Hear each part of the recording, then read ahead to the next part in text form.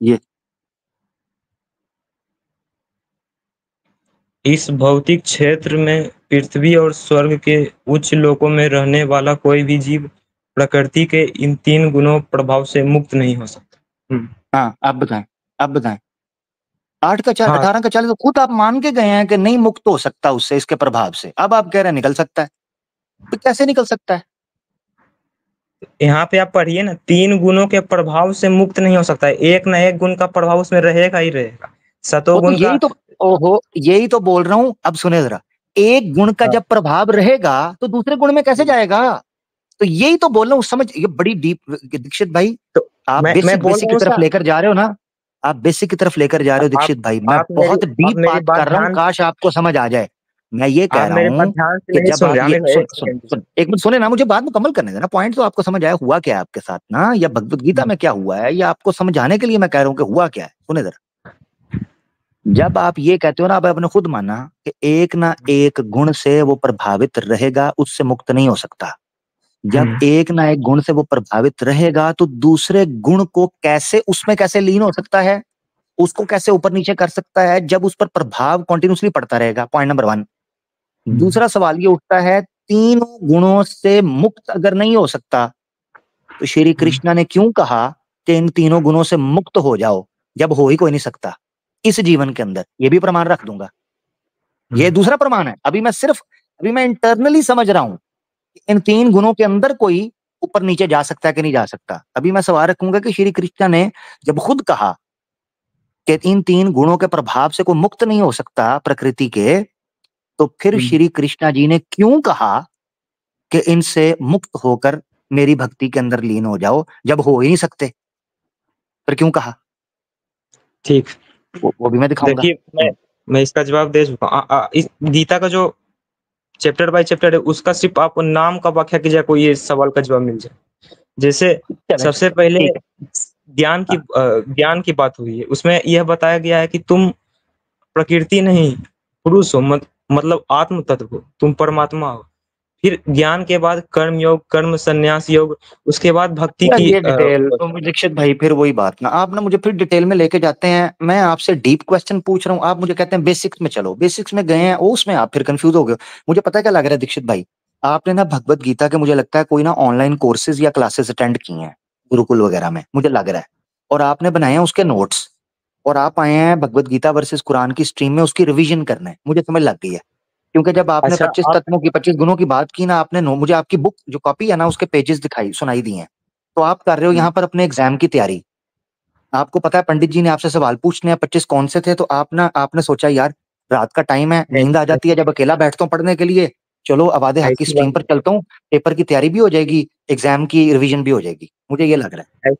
ऐसी बात नहीं है आमिर भाई। मैं 25 का नाम जानता हूँ, कोई किसी कॉपी की जरूरत नहीं है, ये तो बेसिक है, सब जानता हूँ। और रही हाँ बात मगर हाँ, कि जी जी।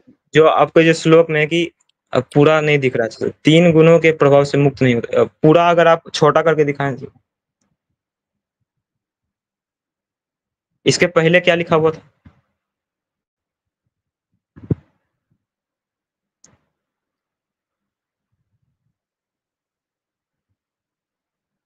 हाँ, देखिए आप, यही तो गड़बड़ था, पहला वाला मैं नहीं देख पा रहा था। हाँ, इस हम्म, भौतिक क्षेत्र में पृथ्वी और स्वर्ग के उच्च लोकों में रहने वाला इन तीनों गुण से मुक्त नहीं हो सकता। तो अभी हाँ मैं आपको समझाता हूँ। जैसे सनातन में जैसे बस एक एग्जांपल मैं देना चाहता हूँ। हाँ, कुछ करिए, अगर बस कोई कुछ एक, करिए दीक्षित भाई, अब सारी आशा आपसे ही है, कुछ करिए। ठीक, अगर कोई एक बेसहारा आदमी किसी से मदद मांगने आता है, ठीक है, और वो उसका मदद नहीं करता, ठीक है, ए ने उसका मदद नहीं किया, फिर वह बी के पास आता है, बी उसका मदद करता है, लेकिन अपने लाभ के लिए, वो उसका इसलिए मदद कर रहा है क्योंकि उसका कुछ लाभ हो जाए, उसका पेपर में नाम आ जाए, या कुछ भी, मतलब अच्छा काम इसलिए कर रहा है कि उसका लाभ हो। और एक आदमी और सी, सी जो है उसका मदद इसलिए कर रहा है क्योंकि उसको देख के उसका मन में पीड़ा जाग गई, भावना जाग गई। तो इन तीनों में से किसको स्वर्ग मिलेगा, किसको नरक मिलेगा, ये आप बताएं। मैं जो सही उसका बताऊं, मदद नहीं किया, जो मदद उसका नहीं किया था, मतलब जो गलत काम किया, उसको तो नर्क मिलेगा, ठीक है। और जो इसलिए मदद किया था क्योंकि कुछ इंटेंशन अपने अपने इंटेंशन के लिए मदद किया था, तो उसको तो स्वर्ग मिलेगा क्योंकि उसका बेनिफिट हुआ। लेकिन जो भैया बिना आपने किसी मुझसे पूछा इंटेंशन था, के लिए उसको मदद किया था दीक्षित उसे भाई मोक्ष आपने मिलेगा। मुझसे, आप तो मुझे लगता है अपना क्वेश्चन आंसर रिवाइज, वाकई मुझे सही मैं बताऊं दीक्षित भाई, आप मेरे छोटे भाई हैं, बुरा मत मानना, मुझे सही बात है हाँ ना, लाइटर नोट लग रहा है, आप मेरे पास ना रिवीजन करने आए हैं, खुद क्वेश्चन नहीं बनाए नहीं हैं, मैं उनके अच्छा आंसर भी मैं खुद दे रहे हैं, किसको मिलेगा, मुझसे पूछो तो सही, मैं जवाब देने लगा था, आपने हाँ मुझसे पूछा ही बताइए नहीं किसको मिलेगा क्या मिलेगा, पूछे एक बार दोबारा पूछें आप। बताइए। जैसे एक बेसहारा आदमी, अ, उसके पैसे की बहुत जरूरत है और वह ए के पास मांगने आया। ए ने उसे पैसा नहीं दिया, ठीक है। अब बी, मतलब गलत काम, मैं इसी एग्जांपल दे रहा हूँ। बी जो है उसका मदद किया, लेकिन अपने उसका कुछ प्रॉफिट उसमें था। और सी जो था वह बिना किसी प्रॉफिट, उस लाचार व्यक्ति को देख के उसके मन में ऐसी भावना जाग गई, फिर उसने उसका मदद किया। तो इन तीनों में से किसको स्वर्ग मिलेगा, किसको नरक मिलेगा, ये सवाल। ठीक हो गया, जबरदस्त हो गया। भगवत गीता के अनुसार उत्तर चाहिए या लॉजिक के एतबार से? मैं आपके लॉजिक के मत कर रहा हूँ। मेरे एतबार से, मेरे एतबार से अगर आप हाँ पूछते हैं, अगर उनके पास फ्री विल है तीनों के पास, तो फिर जो बाद वाले हाँ दो हैं उनको मिलना चाहिए, क्योंकि उसने इसलिए हाँ। मदद की, ठीक है, कि उसको को फायदा मिले, बिल्कुल अच्छी बात है, करना चाहिए, हर फायदा लेना इंसान का हक है, अधिकार है, ठीक है, नंबर हम्म, वन। नंबर दो, जिसने इसलिए किया कि मुझे मजलूम है, इसके साथ ज्यादती हुई है, मुझे इसकी हेल्प करनी चाहिए, जरूरतमंद है, इसको पैसे की हम्म, जरूरत है, मुझे इसकी मदद करनी हम्म, चाहिए, उसको भी मिलना चाहिए। जो पहले वाला है जिसने हम्म, मदद नहीं की, हेल्प नहीं की, उसने तो पाप किया ना, उसको सहायता करनी चाहिए, मदद करनी चाहिए थी, ठीक है, हम्म। ये लॉजिक है। भगवत गीता पे आ हाँ जाते हैं, अब असल सवाल है भगवत हाँ गीता के ऊपर। अब भगवत गीता का हाँ। मामला ये है कि भगवत गीता कहती है जिसने जो किया अपने प्राकृतिक गुणों से प्रभावित होकर किया, तो वो नेचर तो उसकी थी, आप इस श्लोक की प्राकृतिक। पहले बात सुनिए। आप गीता के मुताबिक इन तीनों में से पहले वाले को जिसने मदद नहीं किया था उसे नरक मिलेगा, और दूसरे वाले जो अपने प्रॉफिट के मुताबिक क्यों? मदद किया था उसे स्वर्ग मिलेगा, और जो तीसरा जो था उसे मोक्ष की प्राप्ति होगी। यही तो अच्छा, अंतर है। क्यों आप क्यों लोगों में क्यों? मोक्ष का कॉन्सेप्ट नहीं नहीं, है। नहीं, क्यों? क्यों मिलेगा? क्योंकि क्योंकि जो क्यों नर्क मिलेगा परमात्मा है उसे? वो, नर्क, क्योंकि नर्क क्यों? यही तो भगवत गीता के अनुसार इतना इजी नहीं है, आपको बताना पड़ेगा क्यों उसने ये काम क्यों नहीं किया, पता क्यों नहीं किया? क्यों जिसने काम ये नहीं, जिसने मदद नहीं की, हेल्प नहीं की, उसने क्यों नहीं की? क्योंकि उसकी नेचर क्यों इस तरह की थी, नेचर थी उसकी, अपनी नेचर से, जो मटेरियल नेचर थी उसकी, जो गुण था उसका प्राकृतिक, उससे प्रभावित होकर उसने नहीं किया, सिंपल। तो उसे नर्क क्यों मिलेगा? ये नर्क उसको मिलना चाहिए जिसने ऐसी नेचर बनाई है, लॉजिकली, नेचर तो क्यों बनाई है आप ऐसी? एक श्लोक को पकड़ के गीता के आप एक श्लोक को पकड़ के करेंगे तो गलत हो जाएगा। गीता में तो दूसरा पूरे दे दें डिटेल कोई? से बताया गया है कि कैसे सतों को बढ़ाना है, रजों को घटाना है, और तमों को कैसे भाई, नियंत्रण में लाना है। ये तो पूरा भाई डिटेल अगर में हर लिखा, श्लोक। भाई अगर, भाई अगर लिखा हुआ है तो मेरे सामने पेश कर दे, मैं उसको भी समझने की कोशिश, मैंने आपको मना नहीं किया, आप मुझे कहें भगवत गीता अध्याय ये श्लोक ये खोले, मैं आपके सामने खोल दूंगा यार, आप बोले तो सही। मैंने आपसे पहले भी पूछा, आपने कहा मेरी तैयारी नहीं है, मैं आपको नेक्स्ट टाइम दूंगा, अभी भी अच्छा आपको कह आप, रहा हूँ कोई अध्याय को ठीक श्लोक है, है दे दे मुझे, मैं खोल देता हूँ। तो अध्याय 2 और अध्याय 2 श्लोक 38 निकालिए। ठीक है, एक मिनट, अध्याय दो, अध्याय दो, श्लोक है 38, ये, जी, ये आपके सामने है, हाँ तो यही तो जी, 2 का 38,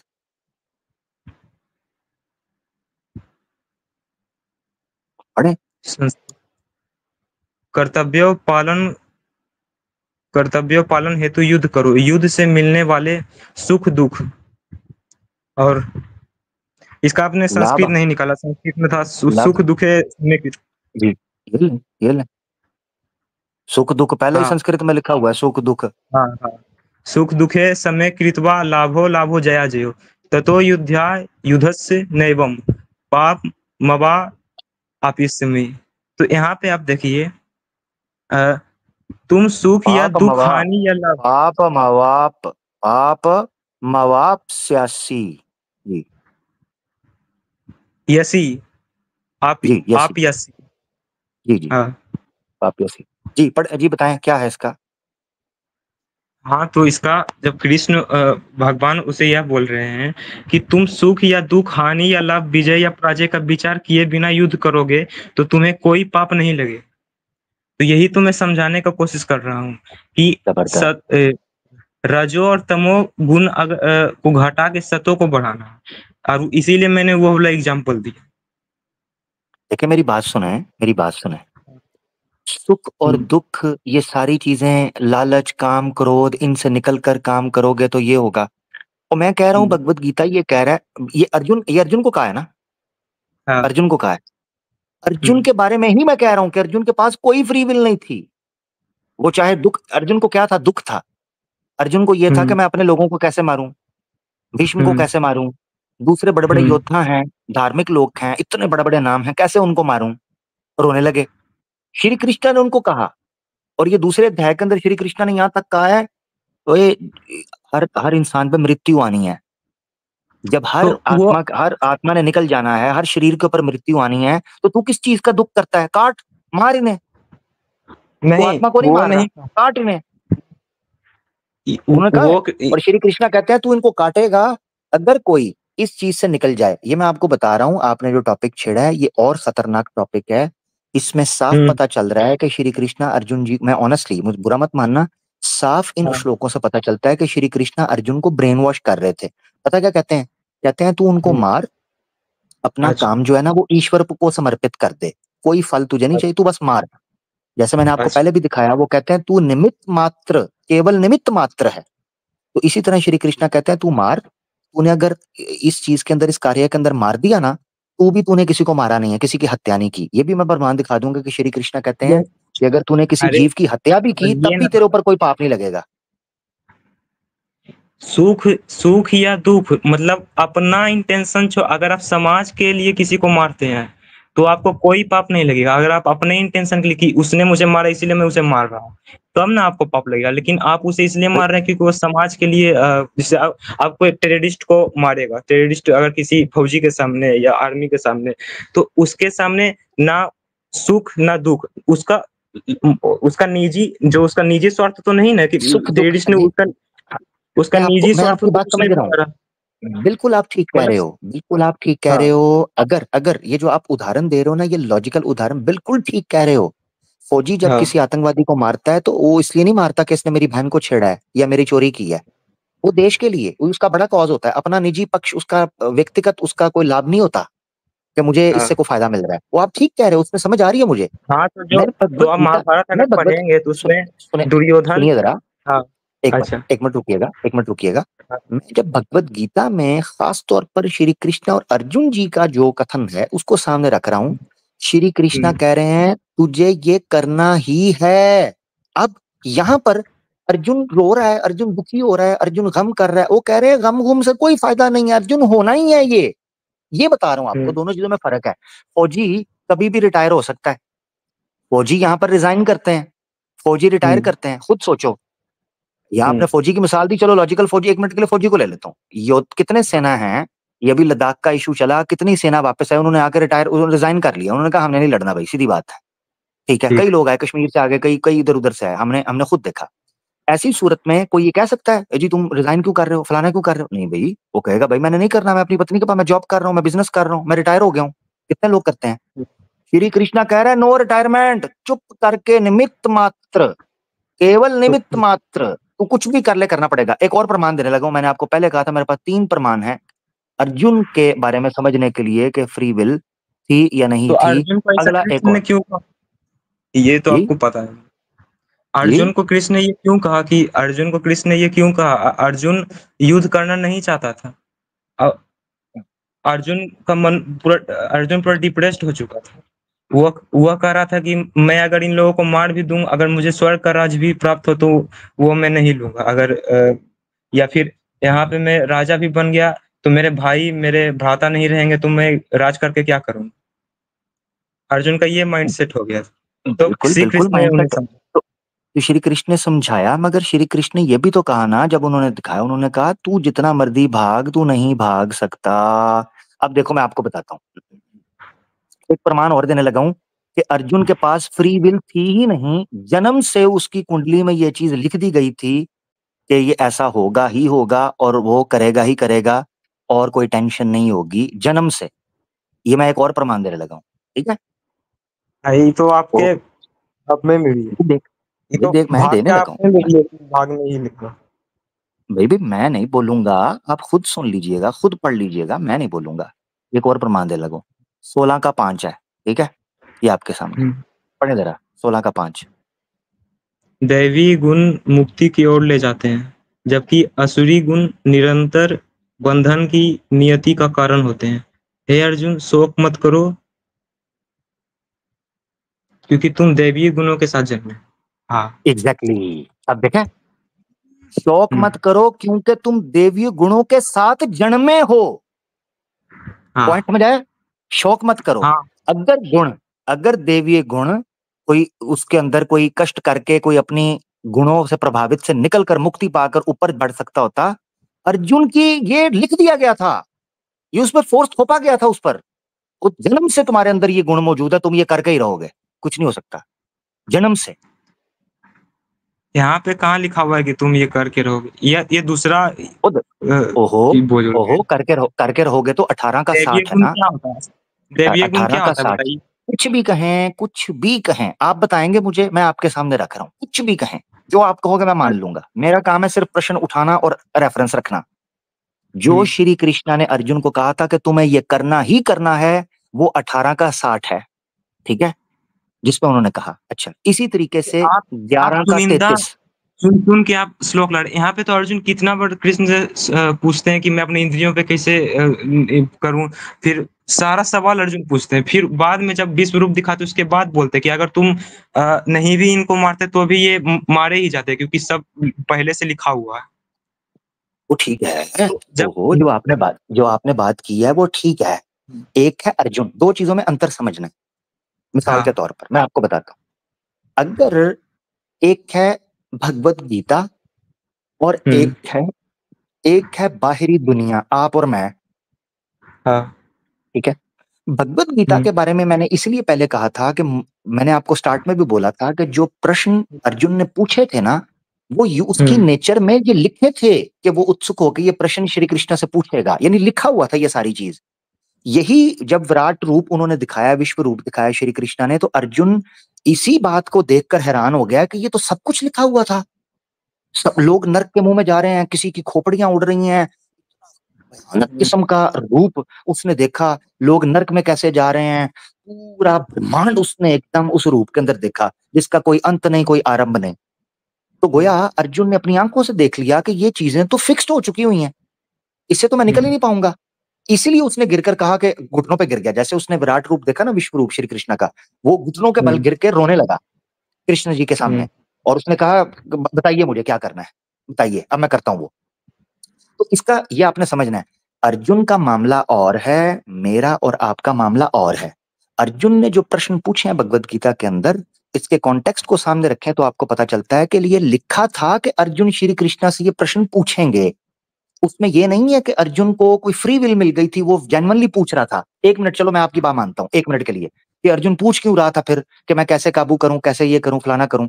मेरा मानना यह है कि अर्जुन ने दुनिया को दिखाने के लिए ये सारा मामला किया था ताकि लोगों को ज्ञान मिल सके, ठीक है ना। यानी आज हम भगवत गीता से जो ज्ञान प्राप्ति कर सकते हैं वो अर्जुन के पूछे हुए प्रश्नों से ही समझ सकते हैं ना।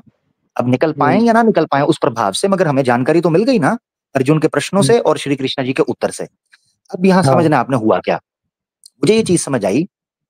अगर एक मिनट के लिए मान लें कि अर्जुन का प्रश्न पूछना ये सिद्ध करता है कि अर्जुन के पास स्वयं की इच्छा थी, तो फिर पहली ही फुर्सत में अर्जुन अगर युद्ध को छोड़कर जाना चाहता था, श्री कृष्णा उसको ना रोकते और ना उसको ये कहते कि तुझे करना ही करना है, तू इससे भाग नहीं सकता, तुझे इसको फेस करना पड़ेगा। ये इस बात का प्रमाण है कि अर्जुन ने जो प्रश्न पूछे हैं वो भी फिक्स थे, और उसका युद्ध भूमि के अंदर युद्ध लड़ना और विजय प्राप्त, ये सारा चीजें लिखी हुई थी। ये जब बात जब सिद्ध आप होती है। जब आप इस इंटेंशन से कुछ किताब पढ़िएगा कि इसमें मुझे ये गलती निकालना है, तो आप हमेशा गलती निकाल, लेकिन जब आप अच्छे मन से किताब पढ़िएगा तभी आप ज्ञान ले सकते हैं। अर्जुन का पूरा डाउट क्लियर हो चुका था। वो अर्जुन को संन्यास लेने का मन था, लेकिन तब श्री कृष्ण ने हाँ उसे समझाया कि सन्यास से भी बड़ा कर्मयोगी है। कर्मयोगी का सिद्धांत श्री कृष्ण ने उसे बताया कि कर्मयोगी जी को जी जी। मोक्ष सन्यास से जल्दी मिलता है, ज़्यादा सफलता आता है। तो अब अर्जुन ने पूछा कि कर्मयोगी क्या है? तब श्री कृष्ण ने कर्मयोगी के बारे में बताया। जब अर्जुन का पूरा डाउट क्लियर हो गया, तब अर्जुन ने कहा कि आपने कहा कि यहाँ पे सब जगह परमात्मा है, लेकिन मुझे परमात्मा का रूप क्यों नहीं हो रहा? मतलब उसे अ, देखना था कि क्या सही में ये परमात्मा है श्री कृष्ण। तो श्री कृष्ण ने अपना रूप दिखाया विकराल रूप। चलो मैं तो आपको, जब आप समझते हो, चलो मैं आपको सवालों का भी बता देता हूँ। बेसिकली ये चीज समझनी चाहिए, जो आप बात कर रहे हो हुँ, ना, आपको लग रहा है कि मैं शायद पुस्तक ऐसे पढ़ रहा हूँ जिसमें से कीड़े निकालूं। ऑनेस्टली स्पीकिंग, मुझे भगवत गीता पढ़ने में बड़ा मजा आ रहा है। जैसे जैसे मैं पढ़ता जा रहा हूँ, मुझे अच्छा लग रहा है कि भगवत गीता में एक और दृष्टिकोण आपको मिलता है, दूसरा एंगल, हुँ, इस ब्रह्मांड को देखने का, व्यक्ति को, उसके गुणों को देखने का, स्वभाव को देखने का, धर्म को देखने का, ठीक है? ये सारी चीजें देखने हुँ, का, तो उसका एक अलग एंगल है। मगर यहाँ मसला है एक, हो ये रहा है कि लोगों ने भगवत गीता को, जो मैं समझाऊं, लोगों का हुँ, मसला ये हुआ कि उन्होंने, अब चूंकि धर्म को भी लेकर चलना है, अच्छा, कर्म मामलात भी करने हैं, तो उन्होंने ये हुँ, किया कि श्री कृष्ण ने जो बातें अर्जुन को बताई थी ना, इन हुँ, लोगों ने आम लोगों को जब समझाई, तो उन्होंने अपने अपने व्यक्तिगत दृष्टिकोण से उसका अनुमान लगाना शुरू कर दिया। हालांकि श्री कृष्ण ने अर्जुन को रोका था कि ये बातें मैं तुझे कर रहा हूं, ये बातें किसी और को ना कहना। ये भी इस बात की कहाँ दलील है। हाँ, ये भी किस दिखा श्लोक में देता हूँ रोका था? मैं। दिखाइए सर। अभी दिखा दूं, जबरदस्त जबरदस्त, ये अच्छी बात है। 1 मिनट रुकिएगा। अच्छा किया आपने हुँ, मुझसे प्रमाण मांग लिए। श्री कृष्ण अर्जुन को कहते हैं कि ये बातें किसी को नहीं बतानी जो मैं तुझे बता रहा हूँ, क्योंकि मामला खराब हो जाएगा, लोग नहीं समझ पाएंगे इन बातों को जो मैं तुझे बता रहा हूँ। मैं अभी बता देता हूँ आपको, रुकिएगा जरा। 17वां अध्याय, हाँ मेरे ख्याल 17वां अध्याय है, 17। 1 मिनट रुकिएगा। अ, अ,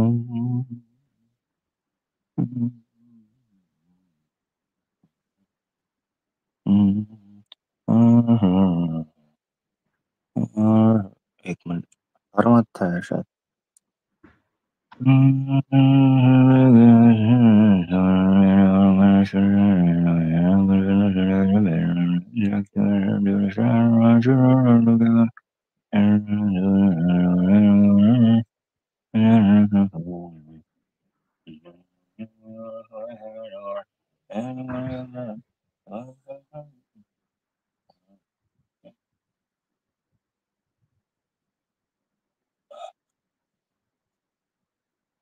यार ये मैंने निकाला, 1 मिनट, मैंने इसका रेफरेंस निकाला भी था।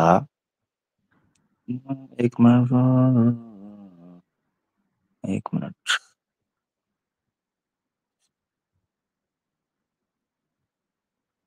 अच्छा, आप 16 का 2 निकाल सकते हैं।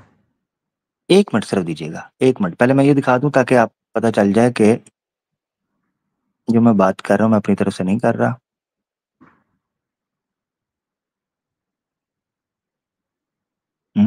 अच्छा, एक ये हो गया।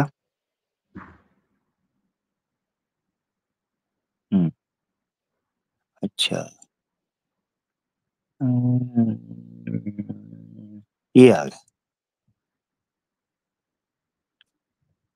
लो जी, सबसे पहले आपके सामने ये रख दूं,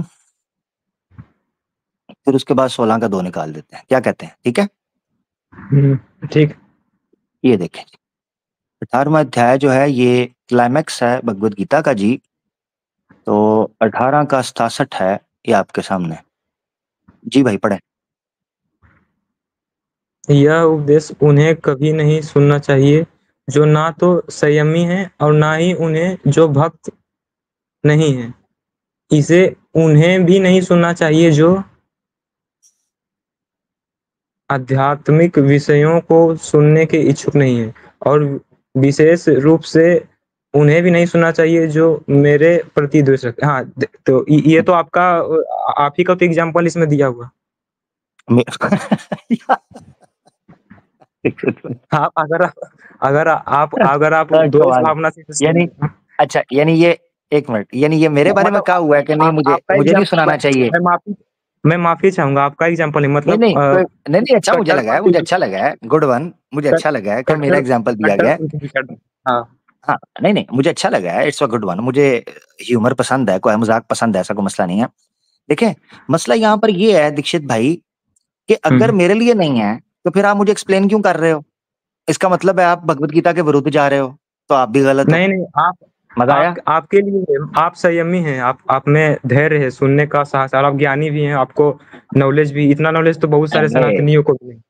तो आप अरे! मतलब अब अगर आप मुझे मक्खन लगा रहे हैं, हैं?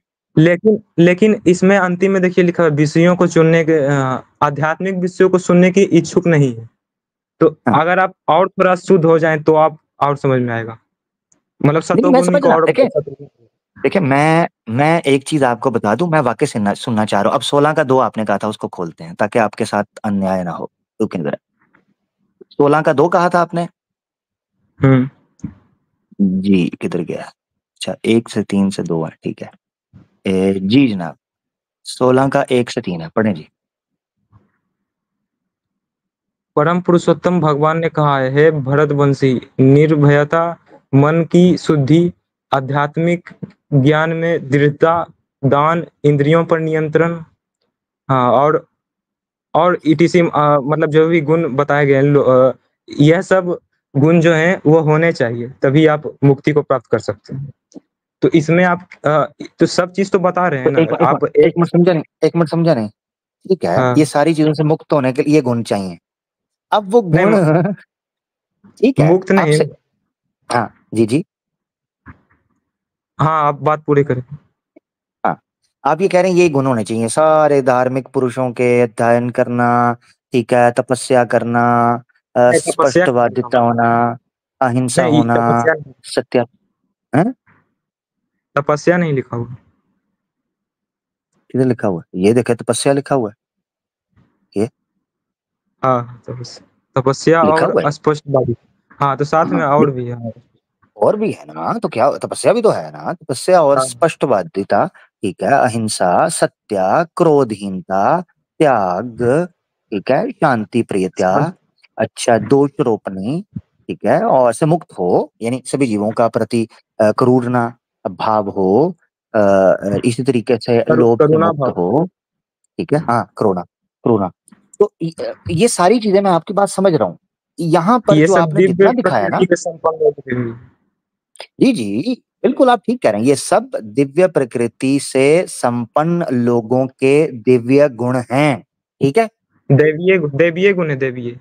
दिव्य गुण हैं ये। हाँ, ये सब दिव्य प्रकृति से संपन्न लोगों के दिव्य गुण हैं, दिव्य हुँ, गुण हैं। यहाँ आ गया, ठीक है? हुँ, ये आप कह रहे हैं। तो ये सारे गुण अर्जुन के अंदर थे ना, हाँ। जन्म से थे। जन्म से नहीं थे, अर्जुन का आप लाइफ जर्नी पढ़िए, महाभारत में तो लिखा हुआ है ये। वो या, बहुत या जन्म यार जन्म से नहीं थे। जन्म से 3 ये गुण देखे होते हैं, और बाकी ये देखो जरा, बाकी ये गुण देखो जरा, अर्जुन को नहीं ये पड़ते। देखो जरा, ये 16वां का 2 खुलवाया था ना, 1 और 2। आपने कहा जन्म से हुँ, नहीं थे, ठीक है? ये देखो 16 का 1 से 3 खुलवाया था, आगे चल रहा हूँ। ये कौन सा खुला? 16 का 4। अब ये देखो, ये देखना 4 पढ़ने लगा हूँ। हे पार्थ, हुँ, पाखंड, दंभ, अभिमान, क्रोध, निष्ठुरता और अज्ञानता असुरी प्रकृति वाले लोगों के गुण हैं। ठीक हो गया? हाँ, मैंने आपसे पूछा अर्जुन के जन्म से थे ये गुण के नहीं थे? आप मैंने पूछा पहले दैवीय गुण जो हैं, दैवीय ये अर्जुन के थे? आपने कहा, मैंने कहा जन्म से थे? आपने कहा नहीं जन्म से नहीं नहीं थे। मैंने अब ये देखें मैंने कहा 16 का कुछ 5, गुण अब उसने सुन लें। आश्रम में जाके अर्जित किया, ये मैंने कहा। नहीं, नहीं, नहीं, कुछ गुण वो आपको सिद्ध करना पड़ेगा प्रमाण से। ये देखें 16 ही का जो आपने दिखाया उसका 5 दिव्य गुण मुक्ति की ओर ले जाते हैं, जबकि असुरी गुण निरंतर बंधन की न्याति का कारण होते हैं। हे अर्जुन, शोक मत करो, क्योंकि तुम दैवीय गुणों के साथ जन्मे हो। अच्छा, मैं इसका दूँगा, एक बात मुझे बोल लीजिए। जैसे अभी आपने ये श्लोक किसी और को अगर आप दिखाते, तो वो तो दैवीय गुण के बारे में नहीं जानता, मैं तो जानता था, तो अपने आपको श्लोक मैंने दिखा दिया। तो ऐसे तो में अच्छी बहुत बात है। गड़बड़ हो। तो नहीं, ओहो ला बहुत अच्छे। ये आपने ये देखें, ये इसे कहते हैं डॉज, ऐसे नहीं करें। ये आपने बिल्कुल 18 के 67 वाला काम किया जो श्री कृष्ण ने कहा था, ऐसे लोगों को मेरी बात नहीं सुनानी जो डॉज करें, ठीक है? बात अच्छा सीधी ठीक है, होनी इसका चाहिए। इसका तो क्या आपको आपके जवाब लिए देना है? अब हाँ, तो ये क्योंकि आपके तो सामने चीज़ आ गई है, ये आपके सामने चीज़ आ गई है। जिससे एक चीज ये होती है कि दैवीय गुण की जो आपने सारी की सारी उसकी कैटेगरी